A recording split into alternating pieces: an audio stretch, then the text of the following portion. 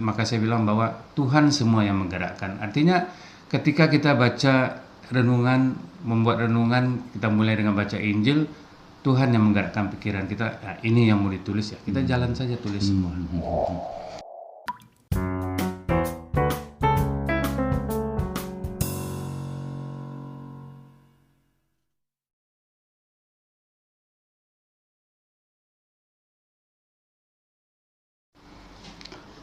Halo teman-teman, kita jumpa lagi pada channel saya Cuap Hardi. Dan salah satu dari mata acara Cuap Hardi yang baru dan perdana adalah rubrik untuk sudut pandang. Nah, rubrik ini ditujukan untuk mendapatkan informasi ataupun keterangan yang berkaitan dengan hobi atau kebiasaan yang dilakukan oleh seseorang pada saat waktu luangnya. Apa saja sih yang dilakukan oleh seseorang atau narasumber ketika dia memanfaatkan waktu luang yang ada. Dan di kesempatan pada hari ini, kesempatan perdana, saya senang bisa berjumpa dengan salah satu narasumber saya, Pak Ramli Jafar. Selamat sore, Pak. Selamat sore, Pak Ardi. Oke, Pak, kita ingin mengetahui ini ihwal tentang Pak Ramli dulu. Siapa, nama lengkap, dan seterusnya. Informasi berkaitan dengan narasumber. Silakan, Pak. Nama saya Ramli Jafar, sudah menikah dengan Evilianti Sutiadi, punya anak 2 orang, Jesse dan Lina.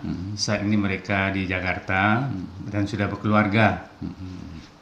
Sehari-hari bekerja sebagai karyawan swasta. Ya. Cuma selain itu kita juga terlibat di berbagai pelayanan di dalam ruang lingkup gereja katedral sebagai prodiakon, anggota DPP, terlibat juga di dalam kegiatan bansos di gereja, sosial, ya. Dan juga di kelompok-kelompok KOR. Ya.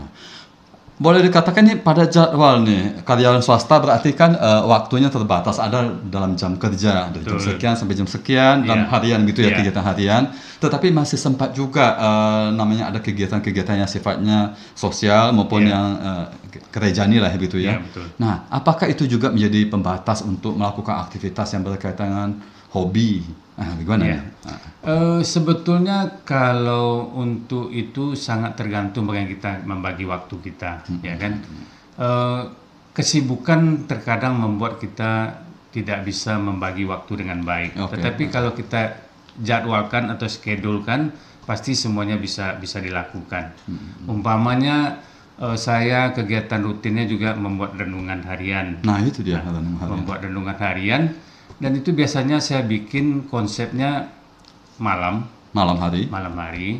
Tapi karena sudah saya siapkan dulunya 1 minggu ke depan. Jadi artinya yang saya bikin hari ini, yang saya edit malam nanti, itu yang sudah saya bikin 1 minggu yang lalu. Sebelumnya ya. 1 minggu yang lalunya. Kenapa? Karena saya butuh waktu. Renungan yang berdasarkan kalender liturgi gereja kita, saya bikin untuk 2 versi. 1 versi untuk lingkungan gereja. Satu lagi, saya merasa bahwa pewartaan firman Tuhan itu harus menjangkau jauh dari kehidupan kita. Artinya bahwa kita bisa menyatakan juga di dalam kehidupan sehari-hari bagi saudara-saudara kita yang bukan agama Katolik atau Kristen. Nah, saya membuat 2 versi.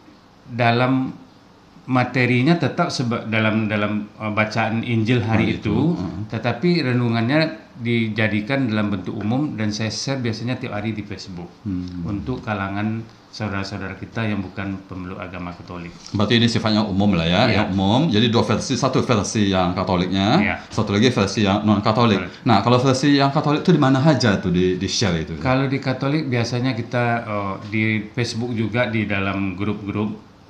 Ataupun kita bagikan langsung pada teman-teman atau kelompok-kelompok, karena kita juga bagikan pada yang lebih memahami, umpamanya pada katekis, pada imam. Jadi biasa kita share juga karena kita ingin tahu juga apa yang kita sampaikan ini kebenarannya bisa dipertanggungjawabkan menurut iman Katolik atau tidak. Gitu.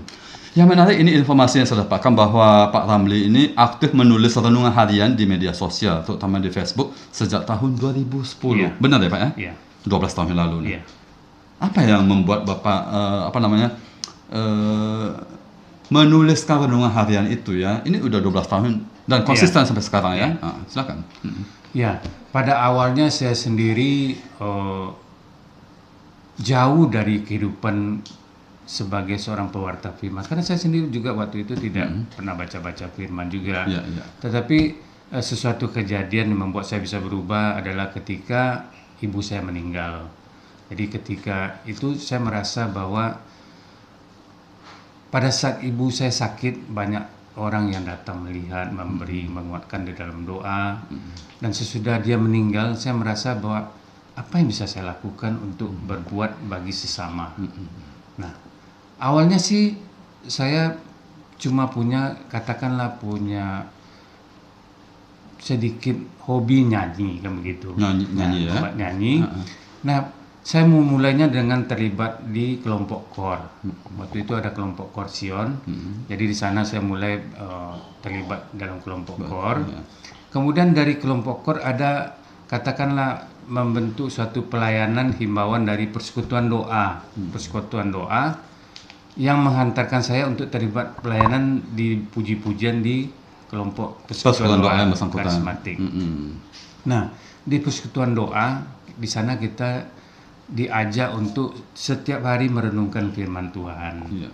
Nah, mulai itulah saya membiasakan diri untuk baca firman Tuhan. Tetapi sesudah saya baca, saya berpikir apa betul yang saya artikan, yang saya cerna menurut pemikiran saya, betul apa tidak? Nah, tentu semuanya harus diuraikan dalam bentuk kata-kata yang bisa orang lain memberi penilaian. Itulah awalnya saya memulai dengan menulis renungan di Inpar. Nah, dengan menulis di Inpar, kemudian saya mencoba untuk, karena Inpar kan 1 kali 1 minggu. Saya merasa karena kan dibaca tiap hari nih. Nah, saya merasa bahwa ini juga harus bisa kita bagikan. Nah, itulah awalnya saya mencoba untuk menulis renungan yang sifatnya rutinitas setiap hari melalui media Facebook. Nah, jadi mungkin perlu saya tambahkan ini yang berkaitan Inpar itu. Inpar itu apa sih, Pak Ramli, silakan. Ya, Inpar itu kan informasi paroki. Jadi biasanya dulu di paroki katedral ada membuat buletin mingguan yang isinya pertama informasi seputar kegiatan gereja, dan juga dulu dimuat tentang pelayanan gereja, petugas pelayanan gereja sana dicantumkan, dan juga dimasukkan juga renungan yang digunakan pada minggu yang bersangkutan. Pada hari minggu yang bersangkutan. Serta juga kalau nggak salah lihat itu ada pengumuman ya. Pengumuman. Nah, itu yang rupanya kiranya menjadi cikal bakal dari Pak Ramli menulis sampai dengan sekarang ini. Tetap konsisten sampai sekarang ya, Pak. Saya membayangkan ini bagaimana ya ketika membuat renungan harian ini dilakukan dalam tekanan waktu, dalam waktu yang sempit, bagaimana proses kreatifnya gitu ya. Saya merasa bahwa setiap orang pasti bisa untuk melakukan, asalkan pertama bahwa dia harus berserah diri sama Tuhan. Karena pikiran kita semua Tuhan yang gerakkan. Kenapa? Karena pada suatu saat saya pernah mendapat satu penglihatan rohani. Saya melihat pada saat itu Tuhan Yesus dalam gambaran itu saya melihat memberikan buku pada saya. Tapi saya tidak tahu buku apa. Karena waktu itu saya belum pernah baca Injil. Tapi sesudah saya tengok, rupanya yang dikasih itu adalah Injil pada saya. Artinya saya diberi kesempatan untuk mewartakan firman-Nya.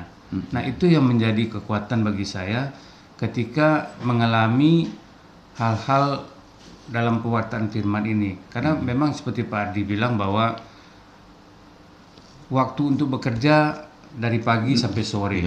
Kemudian malam kita juga terlibat dalam pelayanan-pelayanan lain. Tapi itulah, maka saya bilang bahwa Tuhan semua yang menggerakkan. Artinya ketika kita baca renungan, membuat renungan, kita mulai dengan baca Injil, Tuhan yang menggerakkan pikiran kita. Nah, ini yang mau ditulis ya, kita jalan saja tulis semua. Nah, apakah ada kesulitan-kesulitan yang dihadapi oleh Pak Ramli ya ketika mungkin menuangkan tulisan renungan harian itu, atau selama ini lancar-lancar saja gitu? Ada saatnya juga kita mengalami kendala-kendala, tetapi biasanya kita kan juga perlu buku-buku penunjang, umpamanya yang seperti saya membaca acuannya di Mutiara Iman. Mutiara Iman, yang Mutiara Iman. Jadi di sana ada katakanlah renungan yang dibikin oleh imam. Ya, jadi berdasarkan itu kita membidik permasalahannya, kira-kira garis besarnya ini, kemudian kita kembangkan lagi. Saya mendapat informasi juga bahwa Pak Ramli ini bergiat juga dalam menulis syair lagu, terutama berkolaborasi dengan almarhum Bapak Apoli Bala yang berasal dari Kupang. Bisa cerita seperti apa ya? Ya, pada saat kita mendengarkan homili dari pastor, ada renungan-renungan yang sebetulnya sangat-sangat baik. Tetapi katakanlah renungan ini biasanya kita dengar minggu ini, minggu besok jumpa renungan yang lain lagi, homili yang lain, berarti bisa kesannya lupa yang lama. Nah, saya merasa bahwa melihat bahwa lagu-lagu yang puluhan tahun orang nyanyikan sampai sekarang tetap eksis, bisa orang nikmati. Artinya bahwa syair-syair lagu, apabila homili ini, renungan ini dijadikan syair lagu dan bisa dijadikan lagu, itu akan menjadi kenangan yang panjang sekali masanya. Nah, itu yang membuat saya tertarik untuk mengubah materi dari homili itu menjadi syair lagu. Ini Apoli Bala ini siapa nih? Mungkin ada yang masih belum tahu kenal gitu ya. Apoli Bala itu adalah seorang komponis yang di Kupang. Dia banyak menulis lagu, menulis syair lagu dan membuat lagu juga. Di Mada Bakti banyak ada nama-nama yang dibuat lagu-lagu oleh beliau ya. Nah, menulis syair lagu terutama berkolaborasi, bentuk kolaborasinya itu seperti apa? Yang kami lakukan selama ini bahwa saya di bagian syair lagu, beliau yang membuat lagu dan nada, musik, irama begitu ya. Ini sejak kapan ini berlangsungnya? Kalau sama Bapak Apoli Bala tahun 2009, 2008, 2009. 2009. Itu ada berapa syair lagu yang berhasil kalau sama beliau kami ada bikin untuk kelompok kor ada 16 buah lagu. 16 buah lagu ya. 16 buah lagu. Ini pemirsa, ini banyak hal yang mungkin selama ini kita mungkin nggak tahu, tetapi akhirnya hari ini terungkap lewat penuturan dari Pak Ramli Jafar. Ada kolaborasi beliau, Pak Ramli dengan almarhum Bapak Apoli Bala dengan 16 lagu. Bapak Apoli Bala khusus untuk bagian mungkin musik, aransemen, irama begitu ya. Sementara untuk syairnya dari Pak Ramli Jafar. Nah, bagaimana bisa terjalin kontak atau kerjasama antara Pak Ramli dengan Pak Apoli ini? Iya, pada awalnya kan karena beliau kan lebih senior, katakan lebih sudah lama sekali bergulat di bagian musik ini. Kemudian saya dapat informasinya dari Pak Yosef Paskalis, karena kebetulan beliau ada hubungan keluarga dengan Pak Apoli Bala. Beliau yang menjembatani supaya kami bisa terlibat dalam kolaborasi ini. Nah, saya membayangkan bahwa Pak Ramli di Padang, beliau di Kupang. Bagaimana ini? Bagaimana ceritanya? Kita biasanya dulu berkomunikasi via telepon saja. Nah, saya juga mengirim syair lagu juga dalam bentuk dulu masih berupa SMS. SMS ya, pesan singkat ya. Berarti banyak nih dikirim, berapa lembar itu? Tapi biasanya tiap minggu, biasanya kadang-kadang habis misa saya dengan memperhatikan homili pastor itu. Oke, lalu setelah itu? Sesudah itu dibikin syair lagunya, kemudian langsung saya kirim pada beliau. Oke. Berapa lama waktu yang dibutuhkan untuk dari mendengarkan homili seorang pastor, kemudian Pak Ramli tuliskan dalam bentuk syair, kemudian ini oleh Pak Apoli Bala dijadikan ada nadanya. Itu berapa lama waktu yang dibutuhkan? Kalau saya sendiri biasanya kan sesudah mendengar homili dalam misa, pulang saya bikin syair-syair coret-coret, nanti sesudah menjadi nanti berupa syair lagu baru saya kirim. Nah, untuk Pak Apoli Bala sendiri waktu itu lebih kurang ada sekitar 1 tahun, karena dia kumpulkan semua yang sudah saya kirim.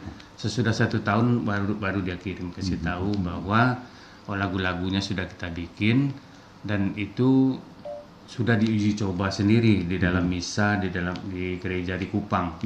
Ya. Melalui mereka Paduan Suara Sekarsari. Paduan Suara Sekarsari. Ini yang menarik adalah bahwa ini identitas dari Pak Apoli ini, beliau ini sudah meninggal. Iya. Tadi Pak Ramli menyebutkan bahwa itu ada yang ke-16. Iya. Apa judul lagu yang terakhir itu yang kolaborasi antara Pak Ramli dengan beliau? Apa judul lagunya? Mungkin ada Yang terakhir, di sana. Oke, nanti kita pemirsa nanti kita Ya. akan lihat Pak Ramli Yang terakhir sekali kita membuat lagu tentang janji imam. Jadi waktu itu saya melihat bahwa di dalam misa janji imam ada dari Monsinyur almarhum Monsinyur Martinus Dok Mas Tumorang. Oke. Homilinya sangat menarik. Jadi saya pikir bahwa ada baiknya saya jadikan syair lagu. Dan itu yang terakhir sekali saya kirim sama beliau. Oke, ini misa ada di dalam misa ada homili Iya. dari pastor, dari uskup. Bagaimana tiba-tiba spontan? Ini bisa jadi ide untuk penulisan syair lagu. Bagaimana kira-kira itu? Apakah spontan atau ada dirancang gitu? Biasanya muncul pada saat kita mendengar itu. Jadi inti dari syair dari renungan Homili itu sendiri. itu, Homili itu yang menjadi dasar untuk depannya. Artinya ketika mendengarkan keseluruhan dari homili itu, kemudian ini menarik, ini intisarinya, kemudian itu menarik perhatian dari Pak Ramli ya. Oke. Itu juga ada membuat buku yang sudah diterbitkan, malah itu ada 2 di sini informasi yang saya dapatkan pemirsa. Yang pertama adalah puisi doaku, lalu 2 menikmati impian tanpa musim. Nah, mungkin bisa perlihatkan kepada kami nih Pak Ramli ini. Ya. Mana duluan yang ada, kapan ini buku ini? Ini yang pertama Mungkin bisa sekali. perlihatkan. Yang pertama sekali membuat buku puisiku doaku. Tahun berapa ini Pak? pertama. Tahun berapa ini? Ini kalau dilihat ini buku yang disimpan oleh Pak Ramli sebagai dokumentasi arsip beliau juga. Ini udah menguning, ini berarti sudah sekian tahun lalu lah begitu. Ini tahun 2016. 2016 ya. Oke. 2016. Ini pasti ada koleksi di arsip oleh Pak Ramli. Nanti kita akan lihatkan bagaimana cover atau bagian depan dari buku itu. Yang kedua, silakan. Ini menikmati impian tanpa musim. Nah, kalau ini lebih bersifat puisi-puisi yang sifatnya campur-campur isinya. Campur ya. Ya. Ini idenya dari mana ini? Yang artinya buku 1 dan buku 2 ini ada kesamaan ide dari apa? Kalau ini khusus untuk lebih banyak ke sifatnya religius. Religius. Kalau yang buku puisi pertama. Kalau buku kedua ini campur-campur. Jadi kadang-kadang yang sifatnya sosial atau apa juga ada di dalam ini. Atau katakanlah seperti ada kenang-kenangan di suatu tempat kita bikin. Di sini juga termasuk juga homili pastor saya ubah menjadi dalam bentuk puisi. Pemirsa, nanti kita mau mendengarkan seperti apa sih mungkin ada pembacaan salah satu puisi dari buatan Pak Ramli yang dibawakan sendiri oleh Pak Ramli. Nanti ya Pak ya. Oke, berikutnya di sini juga ada membuat syair lagu berdasarkan moto uskup keuskupan Padang, Misericordia Motus. Nah, kita tahu bahwa tanggal 7 Oktober kemarin tahun 2021 keuskupan Padang mempunyai uskup baru yang resmi, yaitu Monsinyur Vitus Rubianto Solihin. Dan beliau mempunyai moto yaitu Misericordia Motus. Itu diambil dari Injil Lukas 15:20. Tergeraklah hatinya oleh belas kasihan. Nah, ini bagaimana nih ceritanya ini? Iya. Pada saat muncul moto uskup, kemudian saya melihat ada deskripsinya yang muncul sesudah itu mau mengungkapkan makna-makna yang ada di dalam simbol-simbol uskup sendiri. Nah, saya melihat bahwa ini rangkaiannya kalau diuraikan bisa membentuk suatu syair lagu. Maka itu yang menjadi idenya, maka saya jadikan syair lagu. Oke. Ini ide berarti Pak Ramli lebih banyak berkutat pada lirik syair begitu loh ya. Sementara untuk iramanya sendiri mungkin diserahkan kepada pihak lain begitu ya. Sama halnya dengan kolaborasi dengan Pak almarhum Bapak Apoli Balangan Kupang tadi ya. Oke, informasi saya dapatkan bahwa tambahan silakan. Kalau yang untuk lagu uskup sendiri kita kolaborasi dengan Pak Yosef Paskalis. Beliau kan kebetulan di Padang sendiri. dengan dia kita kolaborasi menciptakan lagu ini. Yang berkaitan dengan Misericordia Motos tadi Iya. itu, moto uskup tadi itu ya. Nah, di sini informasi yang saya dapat dari Pak Ramli bahwa Pak Ramli lalu beserta dengan Monsignor Vitus beserta para pastor dan awam lainnya ada rencana membuat buku renungan Mutiara Iman pada tahun 2023. Itu bagaimana? Enggak, maksudnya begini. Ya. Mutiara Iman ini penerbitnya di Pustaka Nusatama di Jogja. Oke. Nah, jadi penerbit ini biasanya sudah membuat buku renungan harian yang sudah berjalan, saya rasa sudah lama sekali. Terbit 1 tahun untuk 365 nomor, berarti tiap hari. Tiap hari ada. Hari. Okay. Jadi biasanya yang menulis di sana para monsinyur, para pastor, ya dari saya rasa mungkin seluruh Indonesia. Ya.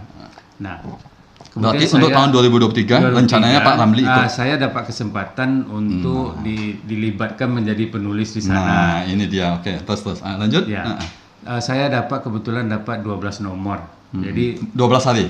12 hari. Jadi setiap tanggal 20 tiap bulan saya bikin. Sudah sampai sejauh mana perkembangan pembuatannya untuk bahan tahun 2023 itu? Apakah baru mulai satu atau belum mulai atau sudah dikirim semua? Sudah berarti tinggal menikmati aja nanti. Iya. Oke ya, berarti 1 bulan 1. 1 bulan 1 ya. Tanggal 20 Januari, 20 Februari, 20 Maret dan seterusnya begitu sampai dengan Desember begitu ya. Wow. Nah, bagi Pak Ramli sendiri ya, ketika mendapat kesempatan untuk bisa berkontribusi dalam buku renungan, bagaimana perasaannya? Ya, pertama bahwa kita merasa sebagai seorang penulis itu yang menjadi kepuasannya sendiri adalah ketika apa yang dipikirkan, apa yang sudah ditulis dalam bentuk buku ataupun dalam berupa naskah sekalipun, itu apabila bisa diterima oleh orang lain yang jangankan diterbitkan, dibaca sama orang lain, itu sudah menjadi suatu kebanggaan bagi kita bahwa karya yang kita pikirkan itu, yang kita tulis itu bisa diterima oleh orang. Itulah kebanggaan seorang. Apalagi kalau seandainya ada yang mengomentari tulisan dari Pak Ramli kan. Betul. Pak Ramli, saya melihat tulisan Bapak harusnya begini begitu. Nah, bagaimana perasaan kalau seperti itu dikomentari gitu ya? Nah, itulah yang sebetulnya seorang penulis sangat berharap akan katakanlah komentar, kritik, saran dari semua pembaca, karena itu akan meningkatkan nilai-nilai tulisannya sendiri. Karena kalau kita terbelenggu dengan apa yang sudah kita tulis, kita merasa bahwa itu sudah mencapai batasnya. Padahal batas untuk menulis itu tidak ada sama sekali. Okay. Pemirsa, kita jeda dulu sejenak ini. Kita nanti beri kesempatan juga kepada Pak Ramli untuk mencari apa namanya tadi yang kita rencanakan untuk ditampilkan. Kemudian juga nanti ada kesempatan untuk semacam deklamasi puisi yang ditulis oleh itu. Baik. Oke, kita jeda sejenak dulu. Baik pemirsa, kita sambung lagi setelah jeda sesaat tadi sambil menikmati suguhan air minum dari Pak Ramli Jafar. Kita lanjutkan lagi ya Pak ya. Nah, tadi kita kan berbicara tentang bagaimana kolaborasi Pak Ramli dengan Pak Apoli Bala yang berada di Kupang. Beliau telah meninggal dunia setahun yang lalu ya. Apa hasil dari kolaborasi Pak Ramli Jafar dengan Pak Apoli Bala almarhum? Silakan. Ya. Kalau secara umum bahwa kita menciptakan lagu-lagu terutama untuk kelompok kor. Kelompok kor ya. Tetapi kalau untuk jangka panjangnya kita sih berharap bagaimana lagu-lagu ini bisa dinikmati atau digunakan oleh gereja-gereja di Indonesia ini, karena kalau di Kupang sendiri sudah banyak digunakan. Kemudian juga kita bagi-bagikan kepada rekan-rekan lain di daerah-daerah lain. Di Padang juga kita pernah coba lagu-lagu ini. Kita berharap yang seperti yang saat ini kita sedang lakukan. Partitur lagu ini kita sudah kirim ke Pusat Musik Liturgi dan saat ini sedang diperiksa oleh Romo Pierre. Nah, moga-moga lagu-lagu ini, kolaborasi lagu-lagu bersama Bapak almarhum Apoli Bala ini bisa nantinya digunakan untuk gereja-gereja di Indonesia. Kita tentu ingin tahu ya, apa sih produk yang terakhir kolaborasi Pak Ramli dengan Pak Apoli Bala ini ya, tadi ada disebutkan pada bagian awal percakapan kita tadi ada 16. Ya. Mungkin bisa info kepada kami produk yang ke-16 itu, Pak. Kalau yang terakhir berarti yang ini ada lagi nih kan yang terakhir. Kalau 16 nih yang kelompok yang pertama tadi 16. Ini kalau yang terakhir ini yang judulnya Hidup Matiku Bagi Yesus ini saya buat pada saat gempa bumi waktu di Padang waktu itu. 2009. Pada saat itu saya lagi di luar kota. Jadi saya membayangkan bagaimana situasi di Padang pada saat itu, bagaimana orang harus berjuang untuk menghadapi hal-hal yang seperti yang terjadi. Muncullah lirik lagu ini, di mana kita berharap bahwa orang berserah diri pada Tuhan Yesus untuk menghadapi kondisi-kondisi ini. Makanya saya bikin judulnya Hidup Matiku Bagi Yesus. Oke. Lalu yang ada kami lihat di sini janji setia ini berarti ini produk yang ke-17 begitu. Hasil ke-17 ya. Oke. Seperti apa ini? Apa judulnya? Apa yang melatar belakangi gitu ya? Judulnya Janji Setia. Berdasarkan untuk pembaharuan janji imamat pastor sendiri, ya kan. Pada saat itu almarhum Monsinyur Martinus Tumorang ya. Beliau yang mempersembahkan misa, dan pada saat homili inilah yang menjadi waktu itu menjadi fokus bagi saya. Homilinya ternyata bisa dijadikan saya lagu untuk menguatkan khususnya bagi para imam ya. Artinya setia dan teguh pada janji imam yang telah dia terima pada saat tahbisan imamat gitu ya. Oke. Kita beri kembali lagi cerita soal kolaborasi Pak Ramli dengan Pak Apoli Bala ini. Tentu mungkin ada semacam korespondensi atau surat menyurat lah begitu. Apakah pernah ada seperti itu? Tidak hanya melalui SMS begitu? Iya, kita pernah beliau waktu mengirimkan partitur lagu ini, ini yang beliau kirimkan sekalian, surat dari beliau. Di sini saya intip sebentar sekilas ini dibuat dengan tulisan tangan di Kota Kupang pada tanggal 23 Desember 2009. Di sini dituliskan Bapak Ramli Jafar yang terhormat dan seterusnya, ada alamat dan kemudian ada kalimat-kalimat, dan boleh dikatakan ini semacam kenangan terakhir juga nih betul. Yang diterima oleh Pak Ramli yang berkaitan dengan korespondensi Pak Ramli dengan Pak Apoli Bala almarhum di Kupang. Nah, perjumpaan secara fisik apakah sudah pernah? Belum pernah. Oke, tetapi kontak-kontakan melalui SMS, bahkan ini ada juga surat. Sebelumnya Pak Ramli ada berkirim surat juga tulisan tangan. Enggak, yang terakhir kita kan melalui WA kita sempat juga berbicara, dan sana kita bisa saling kirim foto waktu itu.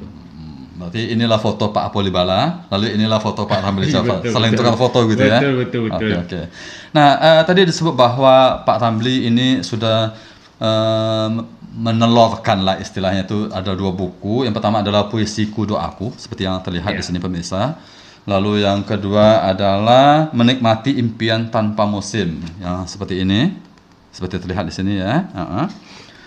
Ternyata masih ada yang belum disebutkan oleh Pak Ramli sendiri. Saya dapat seperti ini ya.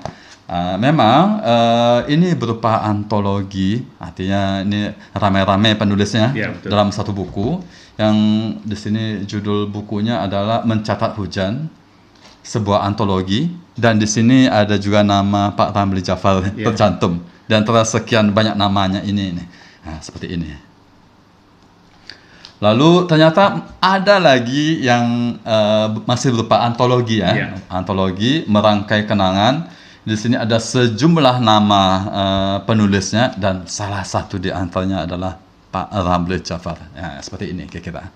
Cover atau kulit depan dari buku antologi tersebut. Dan pada tahun 2023 kita akan menunggu bagaimana ada nama Pak Ramli muncul di setiap tanggal 20. Oke. Nanti pada bagian akhir mungkin kami mau dengar nih mungkin bagaimana salah satu dari tulisan Pak Ramli yang puisinya itu, mungkin kita mau sama-sama dengar seperti apa sih gitu. Teriring ucapan terima kasih pada Pak Ramli yang telah menyediakan waktu dalam percakapan di sudut meja ini. Kita akan dengarkan salah satu dari hasil karya dari Pak Ramli. Setelah itu kita akan berpisah. Teriring ucapan terima kasih. Mohon maaf kalau seandainya ada yang salah dan janggal. Terima kasih. Dari kumpulan buku Puisiku Doaku, Jalan Hidupku, karya Ramli Jafar. Kusadari, aku mengerti segalanya, kupahami kini semua yang terjadi. Cobaan hidup bukanlah hukuman, tetapi kuasa Allah sedang membentuk diriku dengan kuasa, dengan kasih nan sejati. Kujalani, kunyatakan saat ini apa yang sedang terjadi. Allah sedang merendah hidupku. Tiada kuragu di dalam karya-karyanya, menjadi abdi kasihnya yang setia. Saat ini, kuserahkan, kuberikan seluruh hidupku, kulakukan apa yang Dia pinta. Bimbingannya menguatkanku, kebijaksanaannya jalan hidupku. Wah, mantap.